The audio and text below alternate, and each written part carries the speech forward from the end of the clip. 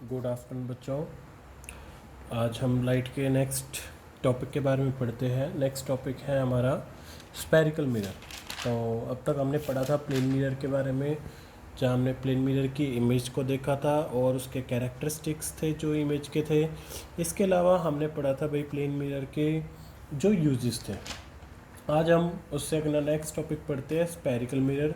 Spherical mirror कहो या फिर कर्व्ड सरफेस कहो। कर्व्ड सरफेस आप जानते हो, जो बेंड हुए होते हैं उनको कहते हैं कर्व्ड सरफेस। यानी कि अगर कुछ ऐसे सरफेस जो मुड़े हुए हैं और उन पे रिफ्लेक्शन हो तो किस तरह की हमारी इमेज बन सकती है और किस तरह की भाई वो हमें दिखाई देगी, क्या उसका साइज़ होगा।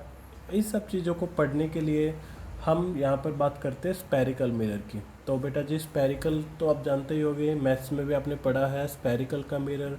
स्फेरिकल का मतलब होता है गोला, बिल्कुल गोल, जैसे एक टेनिस बॉल होती है। कोई भी बॉल हो, कोई भी कहो, बॉल कहो या फिर कुछ और सर्कुलर ऑब्जेक्ट हो, तो उनको कहते हैं हम स्फेरिकल मिरर।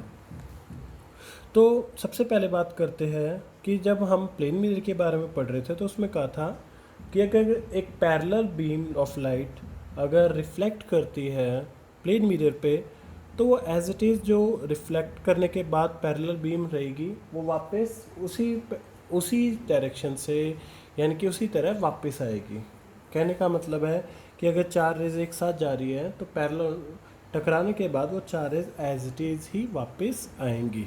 ठीक है, क्योंकि वहाँ पे सरफेस बिल्कुल स्मूथ था और भाई वेल पॉलिश था, तो वहाँ पे एक रेगुलर रिफ्लेक्शन होता था। अब स्फेरिकल मिरर की बात करते हैं तो स्फेरिकल मिरर कहते किसको है? कहते भाई स्फेरिकल मिरर वो मिरर है जिनका रिफ्लेक्टिंग सरफेस आपका किसी एक होलो स्फीयर के गिलास से बना हो। यानी कि एक सर्कुलर एक होलो गिलास है, आप देख सकते हो, मैं आपको फिगर के थ्रू समझा सकता हूँ। यहाँ पे देखिए, मान लीजिए ये एक होलो गिलास है, अब ये 2D शेप में आएगा, ये एक होलो गिलास है, ठीक है। अब हमने अगर यहाँ से इस सरफेस को कट कर दिया तो ये कुछ ऐसा नज़र आएगा। तो ये हमारा, और अगर हम इसके पीछे की साइड पे पॉलिश कर दे तो ये हमारा बन जाता है कनकेव मिरर। अगर यही हमारा स्फेरिकल जो है ये रहा, जैसे हमने इसी को कट किया और इसके अपोजिट साइड यानी कि अंदर की तरफ अगर पॉलिश कर देते हैं इस गिलास की, तो ये बन जाता है हमारा कॉन्वेक्स मिरर। तो ये दो तरह के हमारे स्फेरिकल मिरर होते हैं, एक कॉन्वेक्स और एक कनकेव। अब देखिए, हम पूरे स्फेरिकल मिरर की बात नहीं कर रहे। स्फेरिकल मिरर यानी कि एक स्फेरिकल गिलास में से जो पार्ट हम कट करते हैं उन्हीं से हमारे दो मिरर बनते हैं, कन्वेक्स और कनकेव। वो आप कहीं से भी कट कर सकते हो, वो आप देखिए, आप यहाँ से भी कट कर सकते हो, यहाँ से भी कट कर सकते हो, यहाँ से भी कट कर सकते हो। चारों एक्सिस से जो भी कट करोगे आपको सिमिलर ही देखने को मिलेगा सरफेस। ठीक है भाई। तो यहाँ पे हमने बात करी भी हुई है कि कनकेव मिरर कौन सा मिरर होता है। कनकेव मिरर स्फेरिकल मिरर का वो मिरर है जहाँ पे रिफ्लेक्शन अंदर की तरफ हो और पॉलिश्ड बाहर हो। ऐसे ही कन्वेक्स मिरर क्या होगा भाई? स्फेरिकल मिरर का कन्वेक्स मिरर वो मिरर है जहाँ रिफ्लेक्शन बाहर की तरफ हो, यानी कि उसकी कर्व की बाहर की तरफ हो और अंदर की तरफ क्या हो? पॉलिश्ड हो। ठीक है भाई।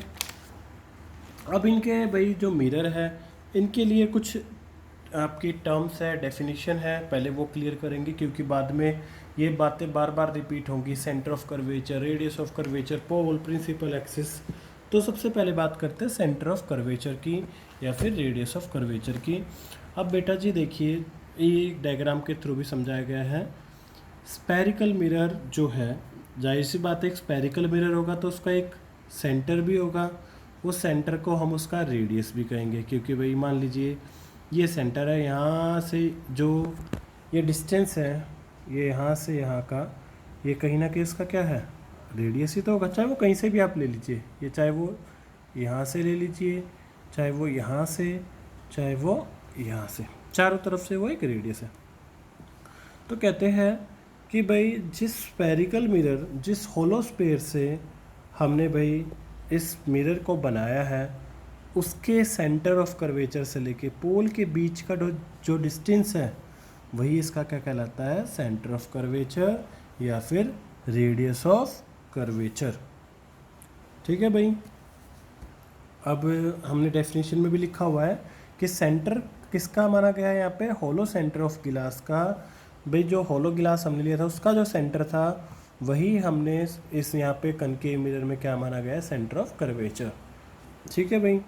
अब ये सेंटर ऑफ कर्वेचर का यहाँ से सी और पी के बीच के डिस्टेंस देखिए, ये एक तरह का रेडियस भी है पूरा, तो इसलिए इसको रेडियस ऑफ कर्वेचर भी कहा जाता है। अब कहते हैं मिरर के सेंटर से जो पॉइंट होता है, जो मिरर का जो सेंटर होता है, उस सेंटर को हम कहते हैं पोल। कहते हैं भाई एक स्ट्रेट लाइन पास की जाती है जो सेंटर ऑफ कर्वेचर से भी पास हो। मैं यहाँ देखिए बना के दिखा देता हूँ। जैसे मान लीजिए ये एक मिरर है, यहाँ सी है। कहते हैं एक स्ट्रेट लाइन जो पास होती हो आपकी सेंटर ऑफ कर्वेचर से भी और पोल से भी, उसको कहते हैं हम प्रिंसिपल एक्सिस। ठीक है भाई।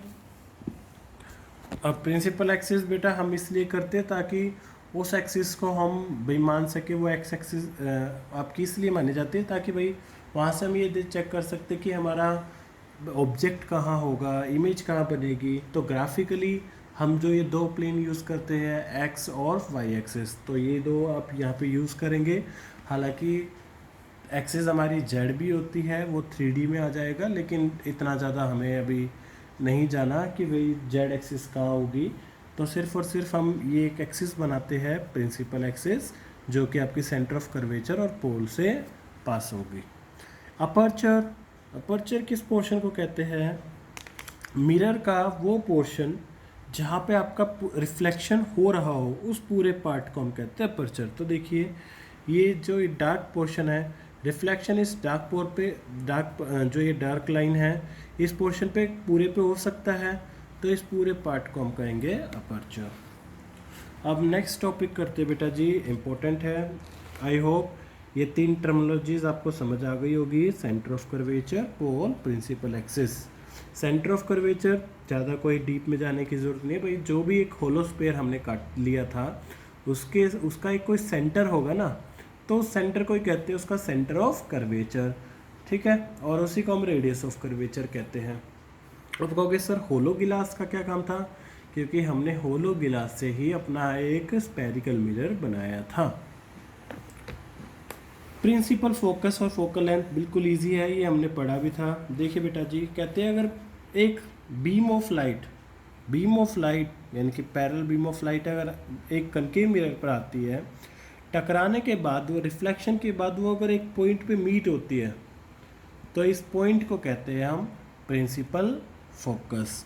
अब ध्यान से देखोगे, रिफ्लेक्शन के बाद सारी की सारी रेज एक जगह पे कन्वर्ज हो रही है, एक जगह मिलती हुई नज़र आ रही है हमें एक्चुअल में, इसीलिए इसको हम कन्वर्जिंग मिरर भी कहते हैं। कई बार कनकेव मिरर की जगह पे नाम आ जाता है कन्वर्जिंग मिरर। तो कन्वर्जिंग मिरर कौन सा होगा आपका, कनकेव। क्यों कहते हैं कनकेव भाई, क्योंकि रिफ्लेक्शन के बाद सारी रेज एक पॉइंट पे मीट होती है, इसीलिए इसका जो फोकस होता है, इसका जो रियल फोकस कहलाया जाएगा। ठीक है। फोकल लेंथ किसको कहते हैं, फोकल लेंथ देखिए प्रिंसिपल फोकस और पोल के बीच के जो डिस्टेंस होता है, प्रिंसिपल फोकस और पोल के बीच का जो डिस्टेंस होता है उसको कहते हैं हम फोकल लेंथ।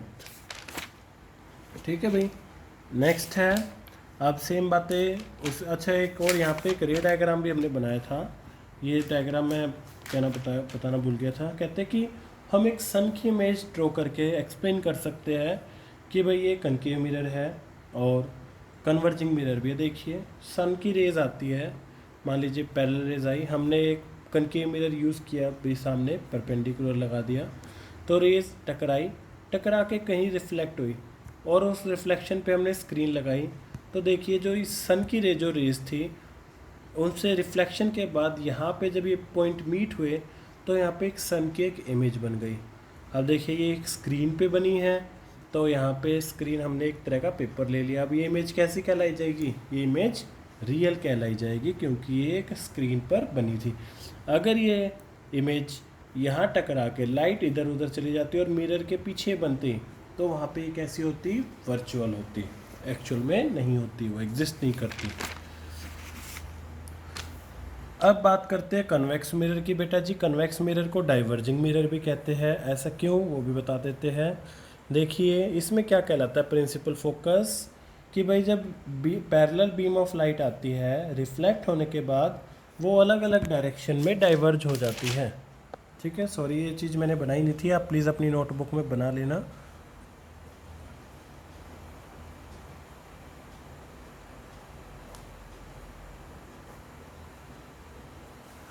तो वो अलग अलग डायरेक्शन में डाइवर्ज हो जाएंगी, लेकिन हमें लगेगा कि वो सारे की सारी पॉइंट एक पॉइंट पे मीट हो रहे हैं मिरर के पीछे, और उस पॉइंट को कहेंगे हम प्रिंसिपल फोकस। ये एक वर्चुअल होता है, एक आंखों का धोखा होता है, जो हमें लगता है कि भाई पीछे एक्चुअल में कुछ हो रहा है, लेकिन एक्चुअल में कुछ नहीं होता है।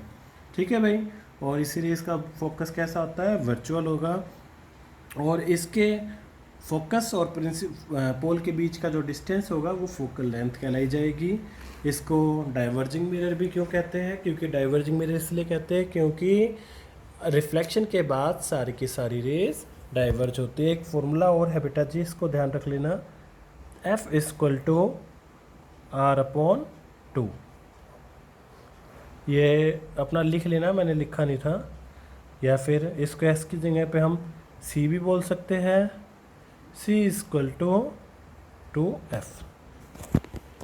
C या फिर R कहो, R का या C का मतलब है सेंटर ऑफ कर्वेचर और रेडियस ऑफ कर्वेचर, और फोकल लेंथ जो होती है वो रेडियस ऑफ कर्वेचर की हाफ होती है। मान लीजिए किसी स्पेरिकल मिरर का जो सेंटर ऑफ कर्वेचर है, रेडियस ऑफ कर्वेचर 30 सेंटीमीटर था, तो आप उसकी फोकल लेंथ कितनी हो जाएगी, फोकल लेंथ हो जाएगी 15 सेंटीमीटर। मान लीजिए अगर किसी मिरर की फोकल लेंथ 20 सेंटीमीटर है, तो उसका सेंटर ऑफ कर्वेचर या रेडियस ऑफ कर्वेचर कितना हो जाएगा, आपका 40 हो जाएगा। इसी के रिगार्डिंग एक छोटा सा क्वेश्चन शायद आपकी एनसीईआरटी की बुक में भी है कि रेडियस ऑफ कर्वेचर एक स्पेरिकल मिरर का 20 है, तो फोकल लेंथ बताइए, तो फोकल लेंथ 10 हो जाएगी। ठीक है, आई होप ये आपको समझ आ गया होगा। अगर इसमें कोई भी दिक्कत हुई होगी, ना समझ आया होगा, तो हम नेक्स्ट मीटिंग जो भी होगी उसमें इसको डिस्कस कर लेंगे। इसके बाद फिर हम रूल पढ़ेंगे इमेज बनाने के, और फिर इमेज रे डायग्राम हम बनाना सीखेंगे कि कौन कौन से रे डायग्राम है, क्या उनके रूल है, और क्या उन इमेजेस के कैरेक्टरिस्टिक्स होंगे, वो हम नेक्स्ट क्लास में करेंगे। ठीक है।